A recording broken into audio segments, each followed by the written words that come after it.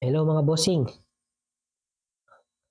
Paano naman boss kung sakaling seller ka, benta ka ng account, may MM kayo, whole GCash lang yung alam. At may buyer ka na akala mo maalam sa Gmail pero hindi naman pala. Dumating sa point na na-disable yung account at hindi na ma-recover. Ano yung gagawin mo doon? Malamang sa malamang hindi na iabot yung pera. Pero kung sa point na GCash first, alam na natin yan. Malamang magkakaroon na ng conflict dyan kasi hindi mo na iabot yung pera dahil akala mo alam na ni buyer yon, di ba?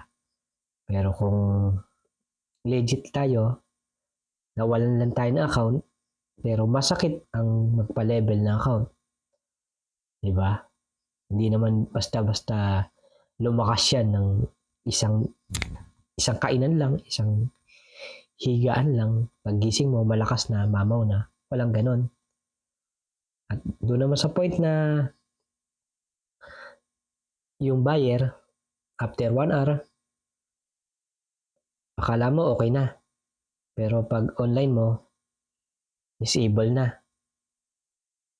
At sa point na na-format pa yung phone mo, lahat ng mga importanteng bagay sa'yo, nandoon, wala. Ano naman yung gagawin mo? Kung may MM kayo, yun, mas ano yun.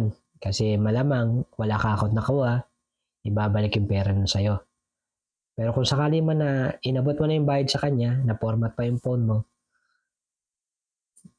sa tingin ko, parang scammer na lang yung gagawa ng ganun eh. Na i-format pa yung phone ng katransak niya. Na wala na nga nakakuha ang account, pinormat pa. Pero kung hindi naman kayo maalam sa transact, umabot sa point na disable yung account, magpakatotoo lang boss. Kasi hindi naman habang buhay ang MM, minsanan lang yan. Sa pag-process ng account, maraming mag-o-open sa yung kaisipan. Pero makakabisado mo rin yan. Basta lagi ka lang magpa-MM or 4-5 times yan. Malamang na paulit-ulit na transact, makabisado mo yan at mababaon mo yan sa lifetime, aabot sa point na, boss, alam ko mag-process. Kahit whole GCash ka na lang.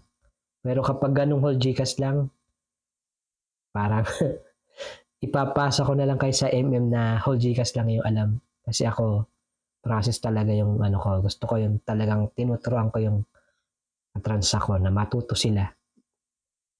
Dahil yun yung ano, kailangan. Diba? At doon sa point na paulit-ulit, natutunan mo na yung kung tamang process ng account.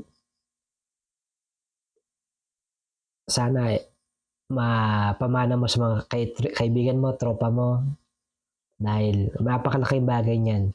Kasi oras na mawalan ka ng account, ma-disable yan. Sorry, pero ganun yung sitwasyon. Kapag di na ma-recover yan, napakalaking halaga yung nawala. Kaya yun lang. Salamat.